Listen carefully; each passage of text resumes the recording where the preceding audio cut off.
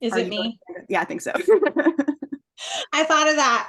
What were we doing for 10 minutes? I probably should have been figuring out how I was introducing us. Hello, everyone, and welcome to our last homeroom community of practice for 2023. I'm really excited about our guest speaker today, who's going to talk to us about the concept of housing first, a practice-based approach to using a housing first framework.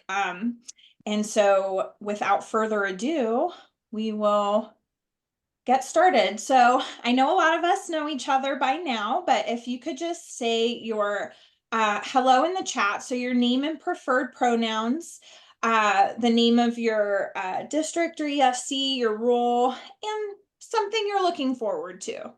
Could be something major, it could be something small. So I'm Amanda Wilson. I'm the Youth Housing Initiative Director at COHHIO. I use she, her pronouns. I work statewide. And something I'm looking forward to is starting a new book. Some of you know that I like to read a lot. And so I finished a horror novel last night that was really good and really scary, and I'm excited to start something new today.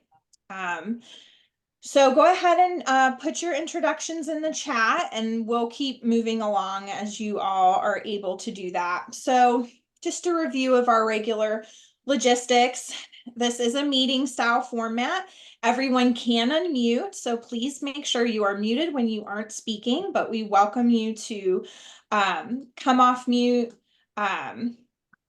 when you want to share something. I'm just watching some of the holidays. Somebody looking forward to the holidays. We love for you. Aubrey's looking forward to organizing her house. Maybe I can get her to come do mine next. Everyone is welcome to share their camera if they are able. We love to see you. Please ask questions throughout. I will take the liberty of speaking for Aubrey that she enjoys having interactive trainings. So please don't hesitate to come off mute or put questions in the chat throughout. We will post materials as we usually do. We will have some breakout discussions today, no polls or quizzes. And if you're having any AV issues, the trusty log out, log back in tends to work. But if you are having any trouble hearing us or seeing anything, please let me know. Just checking some of our look forwards to. Tanya's looking forward to seeing family for the holidays. That's nice. So as we're doing our welcome and introductions, then we will move into Aubrey's presentation and do some of those breakout sessions, and then we will do our closing. So pretty much our same setup. Yes, some folks looking forward to the winter break. All right. So you know, the COHHIO Course to Home team is myself, Ami, and Evelyn. I would also like to welcome Ashley and Jordan from ODE, who are able to be on the call with us today. I will not put anyone on the spot, but is there anyone from my team or ODE that wanted to come off mute and say hi? Hi, everyone. Good to see you all, and thank you for being here. Looking forward to an amazing training with Aubrey. Yeah, hi everyone. Exactly what Ami said.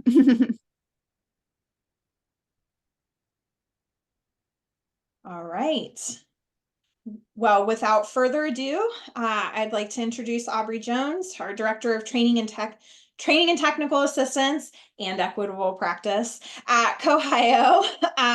And she's gonna help us understand housing first and how understanding that can help in supporting students at risk of and experiencing homelessness. So without further ado, Aubrey, I'll turn it over to you.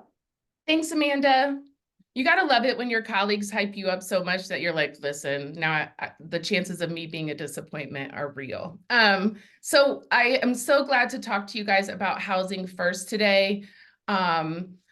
as they said, keep your cameras on. It helps me not drag on, or, you know, if you roll your eyes, I'm like, oh yeah, I'm talking too much, or etc. Okay. So please I'm gonna get on it. participate. Bailey, can you mute yourself, and unless you have a question, you're free to ask.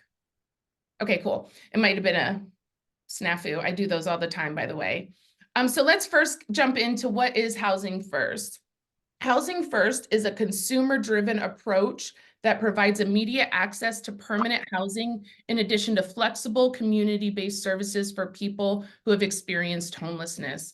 This is a twofer, right? So I want you to remember it's two things: immediate access to permanent housing, as well as flexible community-based support services, right? Knowing that someone has experienced homelessness lets us know that we need to both do housing and also support services so they don't become homeless again. So that is basically the tenets of Housing First. The key word is immediate access, and this is what we're going to talk about. So a lot of folks will ask me, why am I just now learning about Housing First? Amanda, you can go to the next slide. And I like to explain to them that Housing First has been around since 1992. So if you're like me, and you were more than an infant at that time, you'll remember 92, the Bulls won the three-peat. Martin was a big show. It was also the same year as the Rodney King riots, Home Alone 2, and Barney. And even though I was almost a teenager, I definitely watched Barney in 92. Shame on me. So we can go to the next slide.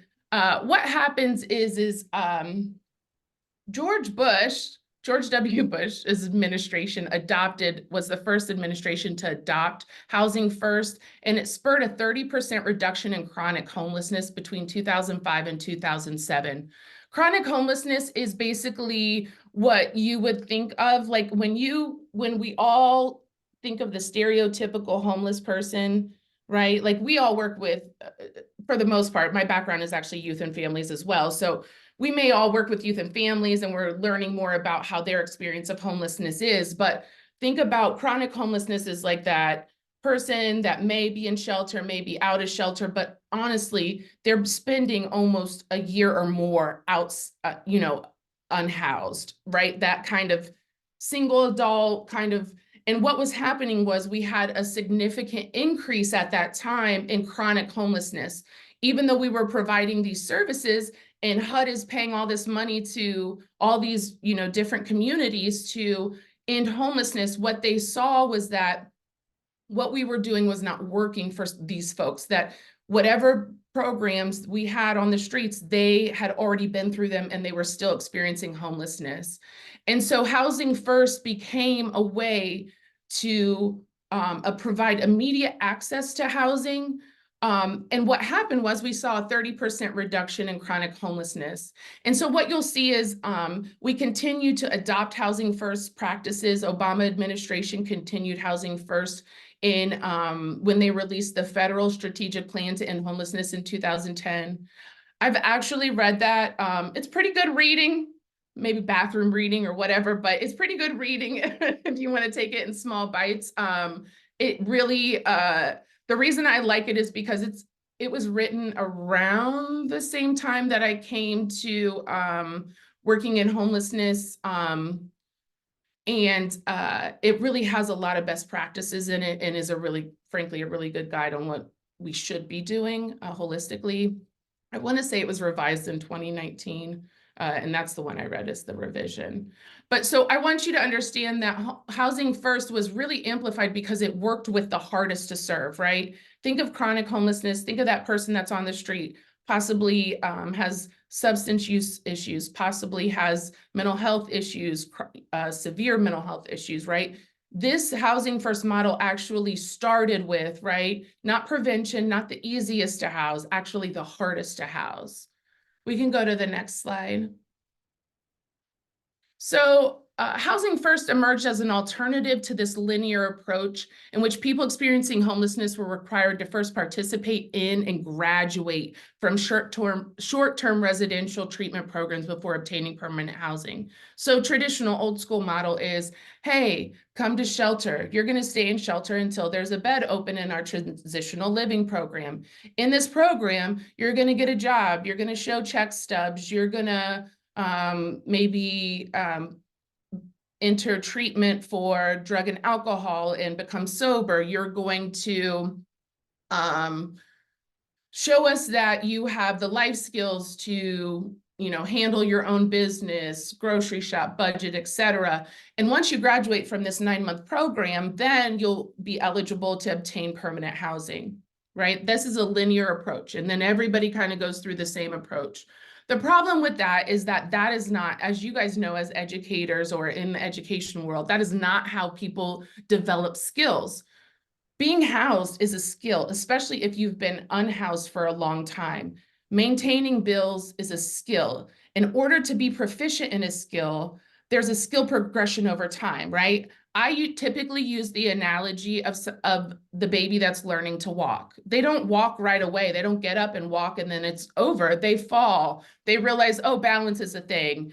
If you're my child, he had to realize when you run, you have to decide to slow down before the wall, right? Like, don't let the wall be the thing that stops you. You should probably slow down. And he didn't learn it the first time, frankly. I look at him now, he's 9 and sometimes he still does it. I'm like, we've been talking about this for 9 years, buddy. Remember, you got to slow down before the wall. But whatever it might be, but there's a skill progression. They have to actually make mistakes in order, thanks, Dawn.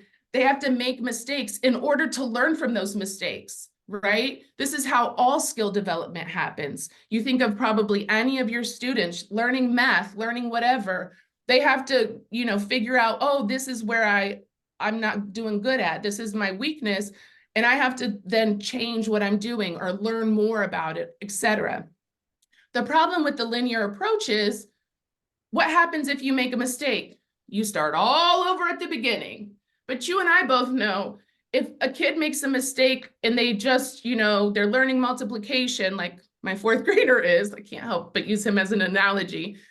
They're learning multiplication, and I'm telling you right now, he does not know his 7s for nothing in this world. I don't know why he's stuck on not knowing the 7s, but he does not know his 7s, right?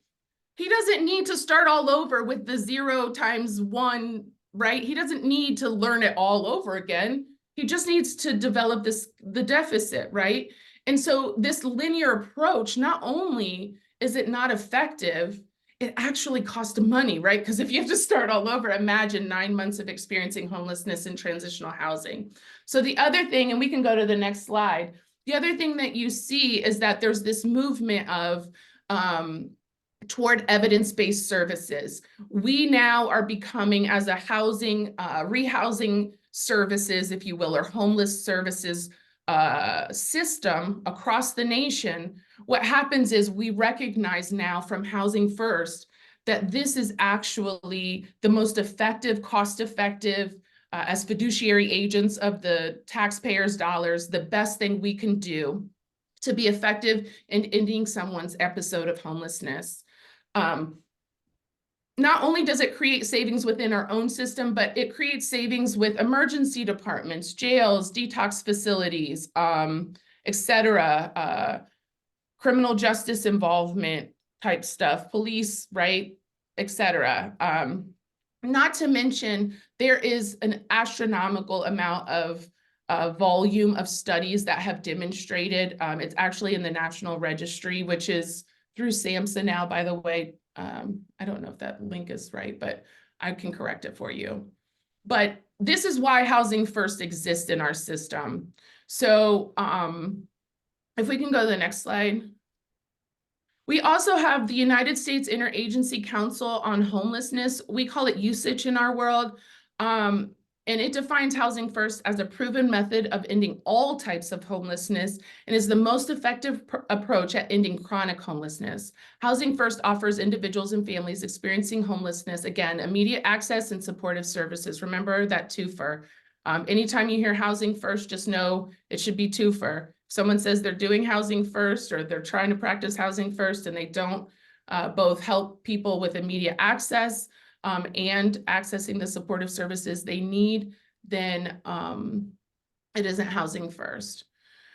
This housing first model has no clinical prerequisites for completion, no completion of a course, no idea of treatment, no idea of sobriety, no threshold for entry. Ideally, housing first, if practiced to fidelity, applies to every single human being, family, etc., experiencing homelessness and needing housing. It really does kind of go back to that idea of the way to solve homelessness is housing, right? So let's go a little bit deeper into housing first principles. Instead of reading this to you, we can look at it for a second, but instead of reading this to you, I'll just kind of explain a little bit about this, and then we'll get into a cute little video that does a way better job of illustrating housing first principles.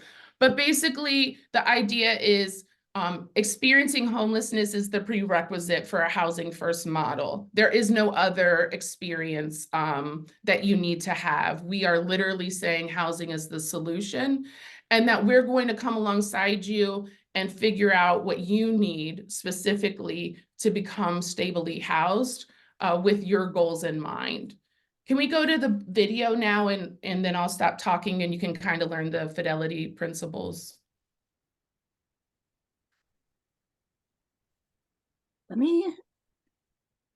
The link might not be working in this PowerPoint. Do you want to? Oh, okay. And Aubrey, maybe? I'm not sure if when we merged it. It's if you don't enable the content when you open the document, it won't play. I learned that the hard way. Here, let me. Either I can do it or you want me to share real quick? Yeah, that might just be easiest. Sorry about that. Housing First has 5 key principles. Does it If you're sound not okay? following the 5 principles, it's not Housing First. Principle number 1, immediate access to housing with no housing readiness conditions. Participants meet with the support team once per week, but housing is not dependent on psychiatric treatment, abstinence, or other readiness conditions. And when we say no housing readiness conditions, we mean none. Now, many participants stay housed in their first rental, but evictions happen. With the support team's help, it's an opportunity for learning, adjusting, and the immediate chance to try again. Research shows Housing First reduces emergency room visits, hospitalization, shelter use, detox services, and incarceration. There are no common indicators that predict who Housing First will and won't work for. So given its effectiveness, let's focus on Housing First, then let participants tell us the next step.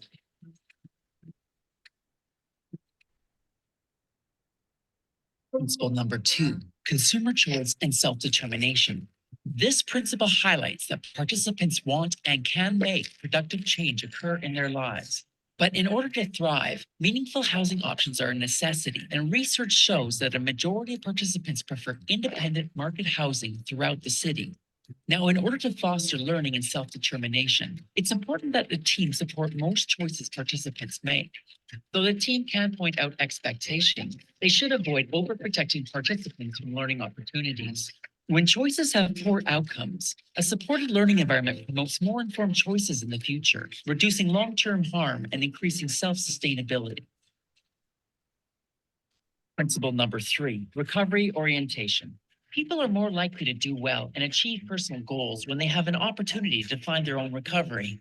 Housing First relies on supporting people as they work at their pace towards self-defined goals, whether it's treatment, returning to work, or reconnecting with family. The addition of peer workers to the support team addresses power dynamics, increases safety, and models hope for both participants and team members. Finally, by building, following, and reviewing strength-based recovery plans, the support team can spend less time managing crisis and more time on the steps that lead to the participants' goals for recovery. Principle number 4, individualize. Oh, good Lord. I'm sorry about that. Housing ration. Principle number 2, consumer throughout the city. There we go. Now, in order to foster learning Sorry and about that, guys. self-determination, it's important that the team support most choices participants make. Though the team can point out expectations, they should avoid overprotecting participants from learning opportunities. When choices have poor outcomes, a supported learning environment promotes more informed choices in the future, reducing Is it long-term playing on your harm and screen? increasing It's not on self-sustainability. mine. It stopped like Oh, Principle number 3, recovery orientation. sorry. Gotta love technical difficulties. Housing First has 5 key principles. If you're not following the 5, Okay. Can you guys see my screen? yes. Okay, cool. Sorry about that. It's a really good video, and I'll make sure the link gets communicated to you so you can watch it on at your leisure. So as they said, sobriety is not a requirement. Everybody is looked at as housing ready. It also respects self-determination, the idea that what goals we set for ourselves is what we need to help folks experiencing homelessness, clients and families. We need to respect that to the best of our ability and kind of look at it as a partnership rather than, hey, here's some housing, right? We're not literally saying, here's some housing. It's, let me help you along your journey to become rehoused. And then the exact configuration of the services that are supporting that client are individualized, right? So what we're going to do now is go into, just kidding. We're going to go into breakout groups. Although do you guys want to stay in a big group? Do you think that'll be better? I don't know. Or 2 breakout groups maybe? Okay, we can do 2 breakout groups, but what I would like you to do is round robin, introduce yourselves to your breakout group participants. Go ahead and take a couple minutes to just say your names, etc., and who you are, where you come from. And then what I want you to respond to is, how do you think Housing First principles impact your students? When we come back, we will talk about what you talked about and some themes that are bubbled up. So be prepared to kind of be thinking or have, you know, your most outgoing person in your group kind of taking mental notes about what themes are arising when you think about Housing First principles and how they would impact the students you're serving, okay? Sound good? Any questions before we jump into breakout? Also, I'm really picky about breakout groups. Please have your cameras on if possible. If you're having a bad hair day, your breakout group won't know. That part won't be on the recording, I don't think. So you're fine. Yeah, so turn on your cameras at least in the breakout groups so it feels like an actual conversation with, you know, real people. Thank you, guys.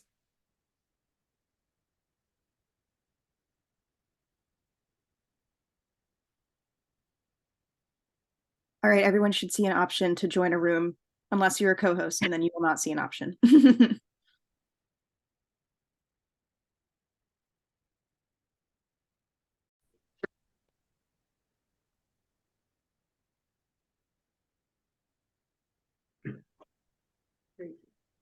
Welcome back. So group 1, what did you guys come up with as some themes on how Housing First principles would impact your students?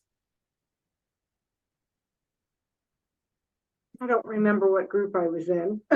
That's okay, Holly. Just tell us what your group talked about. Well, then I guess I was in group 1, and Okay. we were a little confused as to, I mean, it sounds like Housing First would be beneficial to our families, but we don't know how is that approached. I mean, we feel like we were missing some details about it. That's How do helpful. you refer? How do you refer? How do you refer people? Is it a referring thing? I mean, Housing is it First is available? yeah, that's a great question. So Housing First is a framework. Think of it as the how you teach, not the content that you teach, if that makes sense. So It's a framework, so it's not a program to refer to. Every program in the state of Ohio, according to my training and technical assistance department that gives them the Housing First principles, should be doing Housing First. There's not a rehousing program that shouldn't be doing Housing First. In other words, it's an evidence-based practice, a way of doing our business, not a program, if that makes sense. Yeah, that makes sense. But who's like, are there people in your area that you can reach out to that are trained in that model? I mean, how do you go about? Right. So everybody, I'm literally doing the training for the state of Ohio on this. Not the only person, obviously. There's local county, basically the system level of our homeless crisis response system. Every county has one. There's 8 counties that have their own. And then all other 80 counties are part of what we call balance of state. And that's actually also another division of COHHIO, like a separate division. But there are training folks at that level, at the system level, that are also doing this training. HUD is supporting this and saying, this is how you should be doing your business. Not everybody does it that way. So what you might see is in your locality, you might have a family shelter that says you have to do XYZ before you can even come to shelter. And once you come to shelter, you have to do XYZ before we even talk to you about housing. That's not housing first. And that shelter is not going anywhere because we need that shelter in order to support families that are experiencing homelessness. What we do at COHHIO, or what I do, is literally continue to provide training in a housing first manner and help them get to that space as best I can. And help them understand that this is actually the best way to do your business. If we can go to the next slide, we'll continue to talk about the breakout sessions. So are we here Go ahead, today? Scott. Are we here today to talk about what that process is, or simply to learn what that process does? Is Housing First somebody that we hire to come in? No. Okay. The goal, I think the goal is, Scott, tell me what you do right now. Are you a... Right now I'm a for an ESC, I'm a family community partnership liaison. Say it one more time. I'm sorry, I missed it. I'm a family and community partnership liaison with Okay, the so ESC. you help families kind of maybe connect with the community It services. helps school districts connect with families got you. with services. Okay, so in your But we have many tiers of folks working with homeless because of some of the grants we have and some of the care coordination. So go ahead. No, that's okay. So in a lot of ways, honestly, a lot of my background is similar to most of you guys in the sense that I've literally worked with youth and families my whole career until I got into homelessness. I got into homelessness gateway from youth homelessness. So I can relate a lot to supporting families. In that respect, what Housing First, the takeaways here are that this is a best practice. And whatever So what is the practice? That's what immediate access to housing and supportive services. Okay, and how does that happen? So it doesn't matter what services. So let's say you have a family that's in shelter, right? What we want to help, what you want to see happen is that as soon as they find a landlord that's willing to work with them, that person doesn't need a job. They don't need maybe possibly sobriety, which is, we can talk about that in depth. But okay, how does that occur? How do you convince that landlord that they don't Not need about convincing the landlord, it's about ensuring that the service provider is doing Housing First services. And when there is a landlord available, that they're not saying you have to graduate from some program, you have to prove yourself kind of idea before they're housing. One of the things, right, that Housing First would impact with your students might be a mom who has a mom or dad who has had significant issues with employment, stable employment, in and out of jobs. Maybe one of the children has behavioral health issues, and so they're always getting called to the school, et cetera, right? She might start, because of her lack of income or the family's lack of consistent income, they may become unstably housed. The idea is that if they can find a landlord, they don't have to prove and continue to stay homeless, that they can keep a job for 6 months, let's say. That's not a housing first thing. What housing first says is we're going to house you as soon as we possibly can, and then work on your employment stability, since that was what caused you so much difficulty. And that might look like, hey, mom, we're going to help you pay a portion of your rent because you have 3 kids. And if you're having renting a 3-bedroom or a 2-bedroom, and working at Taco Bell, that's not going to do it. So what we're going to do is help you enroll in this program that's job training, going to get you an, phlebotomist, I'm making this up, phlebotomist certification. And once you Okay. graduate, you'll be able to afford the rent. Housing First says, this is what Housing First Fidelity, I'm not saying these programs exist in your community. I'm saying what is evidence-based as best practice is that we house her right away. We don't wait for her to How, grow. where, with whom? But at what places, what do you have in your disposal that we don't, that gets those people into a house that doesn't exist? I'm really totally, I feel like you're suggesting that the end product is what we already know we need.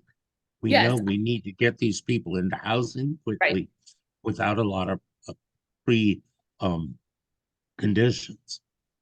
What you know and what I know as common sense, Scott, is housing first. And unfortunately, that is not the consensus in our traditional model of homeless services. You may see. So do we engage housing first to help us do that? Do we call one of the 8 counties that you have services in? So the other thing, yeah. I So don't the want other to beat a thing that dead you're horse, talking but about, I feel like we have a solution that in front of us yeah. that nobody seems to know how to get to. Nobody can explain exactly what it is or how it works or the steps we could take to achieve those goals. I have who's Tanya, you need to connecting the interpret. family to and to whom are they connecting? Who's the one that is it your continuum of care? Is it how's that connection happening? And please tell me it's not continuum of care when there are 8 in the county and my rural area has no connection whatsoever. No, our sorry. Salvation Army is our continuum of care in this area. So I think I could be wrong on that, but I'm not sure I understand who you say we. Is that the continuum of care that we are connecting the people that are experiencing homelessness with? Okay. Yes. And then once they've been connected with a continuum of care, whatever that might look like in the process that goes through, we have no houses. We have no place for people to go. So how does Housing First work in a situation where we don't even have housing? That's a great question. Yeah. And if you give me a second, I will come back to that, and let me know, Tanya, when we go through the next couple of slides, if I answer that. And if not, let's keep talking about it. Okay. Because housing affordability is a whole other, and housing availability is a whole other ballgame that has frankly nothing to do with Housing First. It is a dynamic that we're working with in the context of trying to implement this framework. So let's go to these next couple slides. These are great questions though, seriously. And I will try and address some of that. Oh my gosh, can I do this? Maybe I can't. Here we go. Sorry, guys. Good times. What is going on? Okay, I think I'm here. Nope, just kidding. Hold on.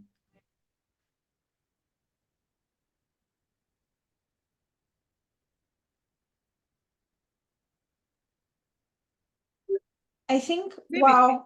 Oh, go ahead, Ami. I was just saying, Aubrey, try to click maybe on your escape button. Okay. And see if you can escape the screen. We can also switch it back if we need to. Okay. Is it working? No, I'm sorry, guys. Let me Okay. try one more time. Okay. So again, no prerequisites. We talked about low barrier admission policies. So common challenges, this is kind of what's coming up. There are challenges in implementing Housing First. One of them is time. We don't have control over the time that it takes for somebody to find, as Scott said, a landlord willing to work with them. We can talk about historical exclusion and marginalization. So we have, in all 88 counties, basically, we have a disparity where Black and African-American families are experiencing homelessness at rates disproportionate to the population. And a lot of that, if you're, for example, I'm in Franklin County, youth homelessness, because I used to work in youth homelessness, 75% of the youth experiencing homelessness are Black. Of all the youth in any given time are experiencing homelessness are Black. And that's a significant disparity because they only make up about 13 to 17% of the population, right? So we talk about those kinds of things. We talk about cognitive impairment. I'm sure you have families that you have worked with where mom or dad has some cognitive impairment that really makes it difficult not only for them to have a job, but keep a job. You're not going to solve that through housing first. And so those things can get in the way.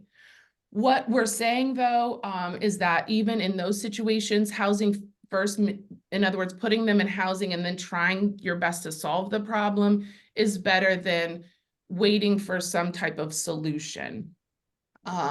We also talk about other things like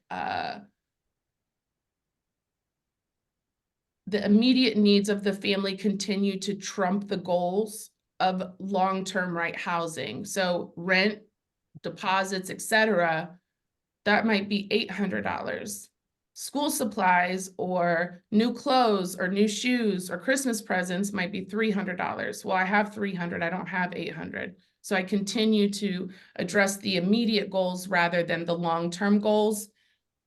Those are also barriers, right? We have a lack of engagement. If, I talk to case managers in the homeless services community all the time, and I say, if the client isn't willing, if the family's not meeting with you, you cannot help them, right? That's just easy science. If they don't see you, you cannot help them. If you haven't talked to them for 2 months, and families disappear, right?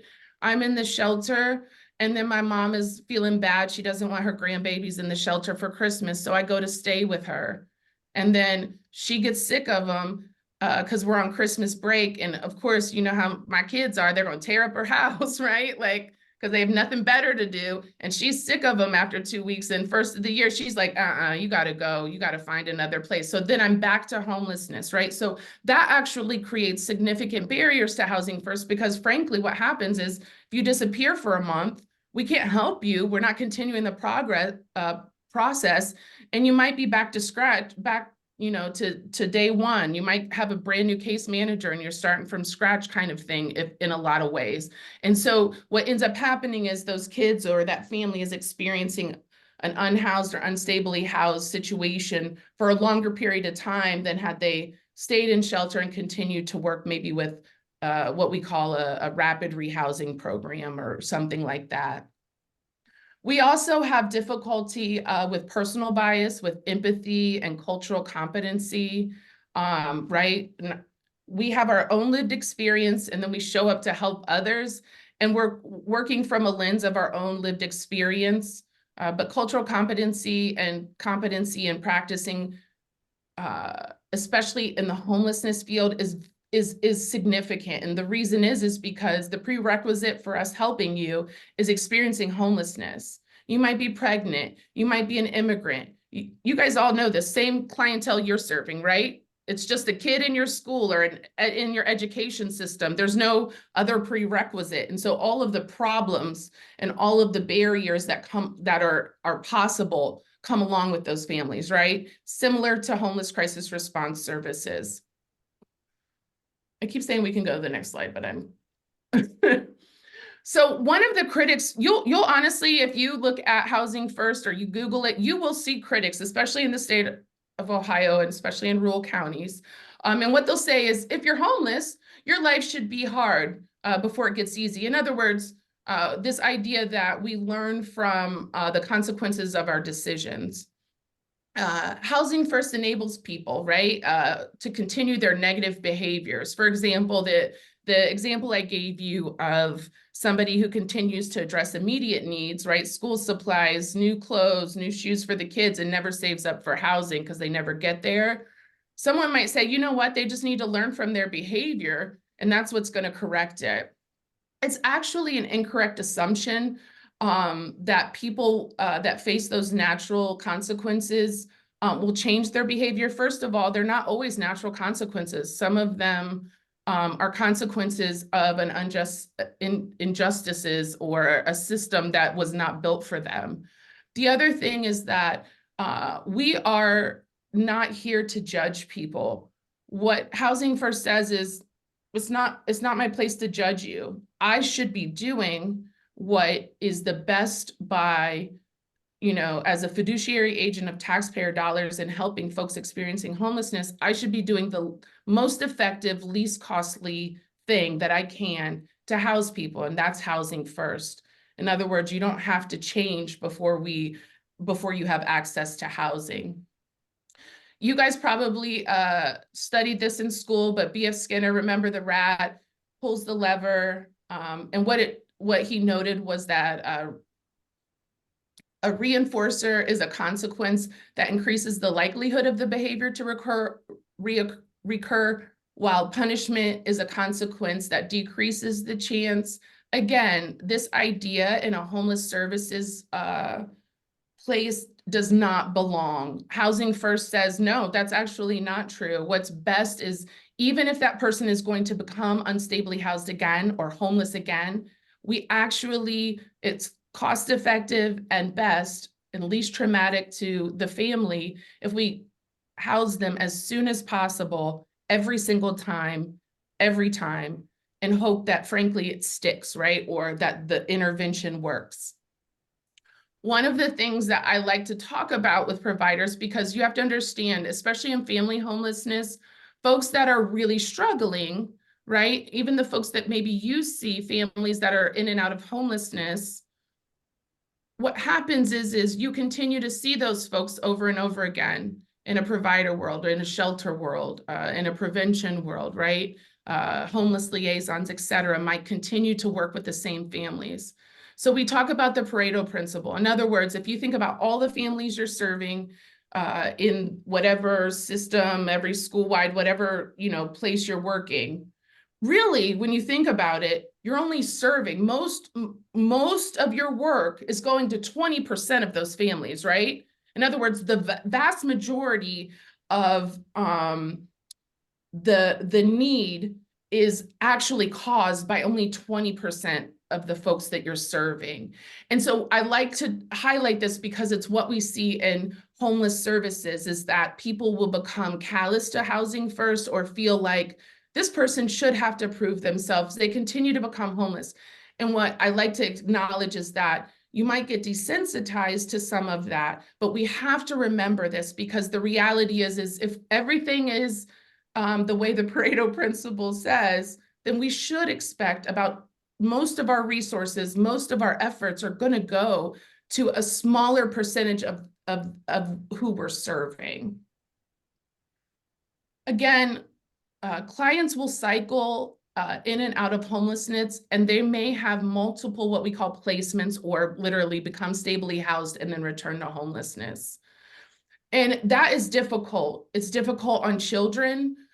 It's difficult on families. It's difficult on the individual as far as their feeling successful in being housed and feeling like their ability to be successful, right?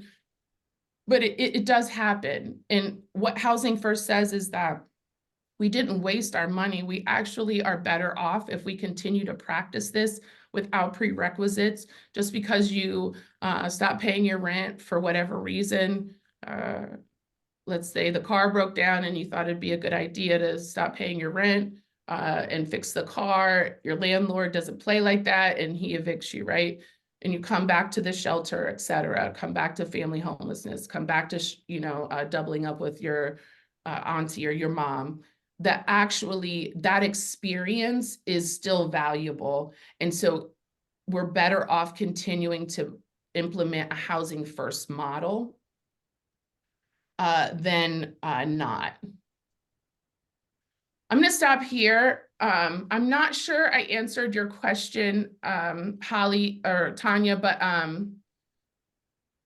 what I want you to understand for your students is that if housing isn't available, especially to the families you're serving, if you're seeing, well, mom has evictions or a felony conviction and she can't find a landlord to deal with her, that really is outside of like the Housing First model. What Housing First says is that she still is just, we still should get her housing as soon as possible. One feature of the COC, or the Homeless Crisis Response System, the services you see that serve families that are experiencing homelessness in your community, one feature of our work, right, is that housing is the solution, but housing is not our business. Typically, we don't have housing. We don't have stockpiles of housing. What we do is try to rehouse people. We're the rehouser. We're trying to get them back to housing.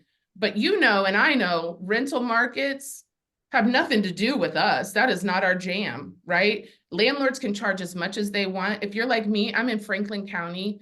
The vacancy rate in Franklin County is 2%. What that means is that at any given time, for every 100 units, every 100 apartments that exist in our community, only 2 of them for every 100 are available at any given time.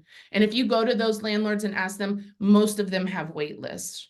We are building and developing new housing. Largely, it's luxury housing. It's housing you and I can't afford. Well, I can't afford. I shouldn't speak for you.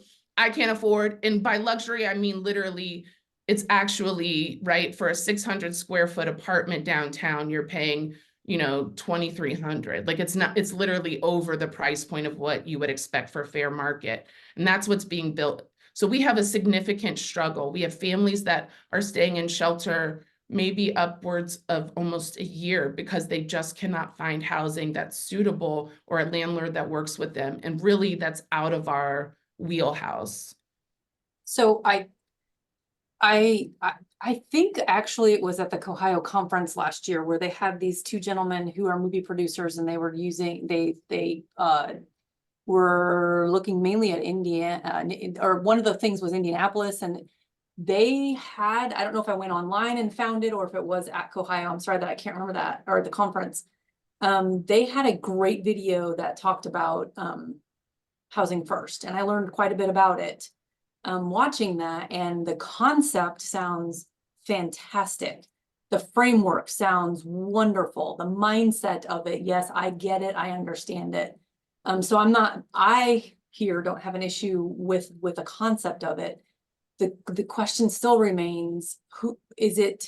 So it's your housing response system. The people that work within that, they are the ones who have to have that mindset, to put that mindset into practice and the framework into practice. Now, if they don't have housing to even put people in, that's obviously an issue out of their control. There's bigger systems at play there. I get that. But they are the ones who are doing that. So if we have a student that is experiencing homelessness, we can connect that family with our housing response system, our continuum of care, and they are the ones who are going to put that into practice. It's not us as liaisons. It's not the ones that are in the school district. Am I understanding that correct? Kind of. And then here's why I say kind of, because I used to do kind of similar work. And so what I will tell you is, you might be referring to somebody who is not Housing First, not thinking outside the box, et cetera, right?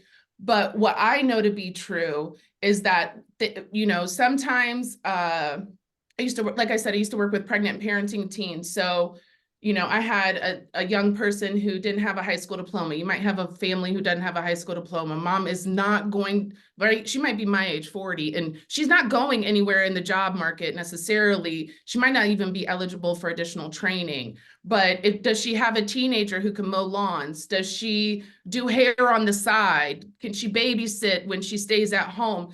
Housing First says, let's figure this crap out and make it work for you to stay stably housed, and that everybody needs a little bit different of something. You knowing Housing First principles, knowing that we should be housing folks regardless of their situation to the best of our ability, is helpful in the sense that you might be able to help with some of the supportive stuff that's going to help them either stay stably housed or be more likely that a landlord is going to look at them. Really helping them, because frankly, I don't know what case manager they're going to get. And some of them in our system, as you probably know, in the education world. Although I shouldn't say that because my son has a first-year teacher who's amazing, but when I was a first social worker, I wasn't the best ever, right? You're just not. So they might have a first-year case manager who doesn't really get it, doesn't understand what it's going to take, and keeps telling mom, sorry, I don't know what to tell you if you make $10 an hour, right? Like, you don't know what you're getting. So you kind of knowing these principles, knowing what it takes to help, and understanding that getting these folks housed is the first primary goal, and putting in place whatever we can, whatever services that will support that family staying stably housed we can do. I like to think of it as weaving like a quilt. Like, there's no one-stop shop where it's like, hey, go here and get housing, go here and get the services you need, you're done. It's literally piecemealing things together for the family, and every family's piecemeal looks a little bit different based on what's going on. Another family might have, a sick parent that they're taking care of, right? And so they're missing days of work. Well, that parent might have Social Security income. Maybe moving in and getting a bigger place altogether is better, since you're already homeless. Let's get instead of a 2-bedroom, let's look at a 3-bedroom. And now you have your mom's Social Security income, and she's closer to you to take care of. Like, every family's situation is different. What Housing First is saying, you deserve housing right away. What is it going to take us to get there? And frankly, in these times, that creativity is infinite. Yeah, I would add too, before we go to Scott, just that it's so important, I think, to just know, yes, you all are aware of the barriers and challenges and know that your students need housing, but to know kind of what these frameworks and best practices are, and to know what the challenges to them are, so that when you're participating in planning, and you're equipped to, if somebody says something to you about how this person really needs to go through a job training program before they get a housing placement, you have the knowledge to be like, actually, this is what I know to be true. Is that fair to say, Aubrey? So yeah, it's not necessarily about changing what you're doing, but just like understanding what's being discussed in the housing world so that you can be informed. Scott, you had a comment or a question? Oh, God, yes. I get it that if you're talking about people unhoused, getting them housing immediately, fast, is essential. I understand that. I would not want to give a man on the park bench who was hungry a cookbook and say, here's the solution to your being hungry. However, the connection between the theory I'm hearing, and I purposely say theory because I haven't heard the kind of statistics that are pulling me in yet. And I only say that because everybody in education talks about best practices because they like them, not because of necessarily the data behind them. But I don't mean that as an accusation. I mean, that's why I'm cynical about phrases like best practices. But I just have so many thoughts going on. First of all, it sounds as though I should be able to help get this person, a homeless family, a homeless student, in touch with somebody who works with Housing First, who will take care of getting them in someplace. That person doesn't exist in Tuscarawas County. That agency doesn't exist in Tuscarawas County. I'm guessing, although I don't know, that your 8 counties where you have offices don't include Tuscarawas County any more than Continuum of Care did. So after about an hour of listening to all of the things that Continuum of Care can do, we hear, well, they're in eight counties, and then there's one little box that is basically the rest of Ohio, which I presume we are in. And, If you have a homeless family, where do they typically get services? Nowhere. They just are on their own. our liaisons, we're a little bit novel in that we've gone into and a collaboration with a couple of public agencies to start them into basically care coordination right away, and have had some luck with that. Plus, some of the monies we've used are, we did a consortium with ARP money. We did, and frankly, most of those funds are running out by June. So we're all getting a little hot about, yeah, how are we going to sustain these? The care coordination should sustain, because once they've been trained, they can also they can bill Medicare so that they can keep extending their work. But I'm telling you that it seems to me, I don't understand putting a family in housing without the wraparound services, without the job training, without all of those other things is almost irresponsible. I agree we need to put a tent over people's head. We don't want mountain rain. But to stick them, it sounds as though the advocacy is get them anywhere out of the bad weather, and then worry about later whether they're going to be able to stay there, what's going to happen that changes in life that may need to happen. I just feel like that's like giving a kid a horse. I agree. Saying play with your horse for a couple of days, but then we're going to take it back. I agree. It's a feature of our system that is difficult. And I've seen it play out, frankly, in real time, like in real life. Like it really is devastating when somebody experiencing homelessness becomes stably housed and then loses the housing because, you know, whatever, you know, other things were factors. The reality is that staying in shelter is also is just as traumatic, and they are more likely to stay stably housed in the future if they have had housing provided to them. They've had the opportunity to, even if they fail, to practice the skills. There's nothing we can do in a shelter situation or, you know, couch surfing that's going to help kind of change somebody's behavior or help them develop the skills necessary to remain stably housed. So it is a byproduct of our system. But what we are stressing is that for the care coordination team, they should understand that housing should come before employment, frankly. That's what evidence-based practice says. Somebody who needs employment, stable employment, think about it, right? Are you more likely to keep stable employment when you have a shower to go to every morning or when you don't? When you have clean clothes to wear or you don't, right? So the reality is that housing should be the priority for anybody first and foremost, especially if that's what they're stating that they need, before an employment situation or before a sobriety situation or whatever other issues you may have, because that is actually what is going to solve the problem. And there's no, what we've seen is that linear process of what might make sense to us, make sure you have the income first before you get the house,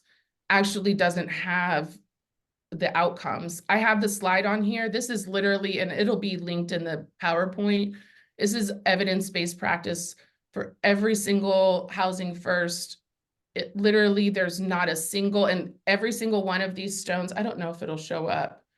Every single one of these stones is a study or a literature review, and it will show you with developmental disabilities, with folks that have alcohol and drug dependent, with families, with young mothers of young kids, it runs the gamut. And what we found is that this model, this way of thinking is the most effective. And what we're trying to stress is that folks that are doing this work, working with families experiencing homelessness, if you do this, if you show up in this way and you understand that housing is the priority and getting them stably housed with wraparound supportive services, you know, to remain stably housed, if we can do that, That's the best we can do for folks, period. That's what the evidence shows. We can do it differently. It might work better for one family, but holistically as a system, just like with you, you have to teach in a certain way that, right? Like your students have to learn in a certain way that works for most of the students. It doesn't actually work for all the students, right? Like some students need a different visual or whatever, right? It doesn't work, but we're going to do it in a way that works for most of our students. And that's what we're saying, is that this works for the vast majority, and it is the most effective way of us doing the work that we're doing as far as rehousing people. I don't mean to There's a- suggest that I don't think that getting in people housing quickly is essential. My words are really no kidding. That's what we're trying to do. I don't want to be read that my cynicism is about trying to get people in. I still am not clear who does that, who navigates that. What's the suggestion, that we contact Housing First, or do Housing we First is a learn how you framework. do what you do? So Housing First is a framework. So if you're saying care coordination, we don't have homeless services in my county. The care coordination team is doing this. Then they, to the best of their ability, should be practicing Housing First practices, and keeping How do these we make that principles. happen? Well, do you oversee or help with training for those folks or no? A little bit. So what it would be is looking at care coordination and prioritizing, maybe sitting down and saying, who are we looking for at housing? Are you guys actually cultivating landlords? Do you even have relationships with landlords? They may not think that that's their business. I went to school for social work. If someone had told me I'm going to graduate with a social work degree and I'm going to have to talk to landlords, I would have been like, well, for what? Right? But that's what it takes. That's what Housing First is saying, whatever I can do, when I serve homeless families, if there's no other services to refer them to, then this is my jam. When I worked with pregnant and parenting teens, it was really difficult. So I literally would go to meetings with landlords, with property management folks, not my jam, not what I went to school for, but we didn't have a choice. We had, out of 300 pregnant and parenting teens I might serve in a year, about 25% of them would become homeless over the course of that year. And so it's what we had to do to get the job done. And frankly, everything else that we were doing as far as high school graduation, reducing secondary pregnancies, those were our outcomes. But what I recognized is we weren't making those outcomes for folks that were unhoused ever. We got to get them housed first. I hope that answers your question. And it's really messy, frankly. This business is not. No, but I'll let it go. I don't mean to belabor the point. Well, I think I that don't know what's been communicated for the last hour. I don't know how to use that information to make my work with homeless families better. well, I I think we know can what I think you're telling me as far as a philosophy and guiding points and practices, but I don't know what to do with that from this moment forward. Well, I think I can do some follow-up with you online, just because I'm a little curious about some of what's offline, because I am curious about some of the things I'm familiar with in the county and knowing kind of what's happening with that. So I'll definitely do a follow-up. And this is usually like, how long is this training? This is just an introduction. Like the Housing First, like training that Aubrey does is like a half day. Yeah. Training.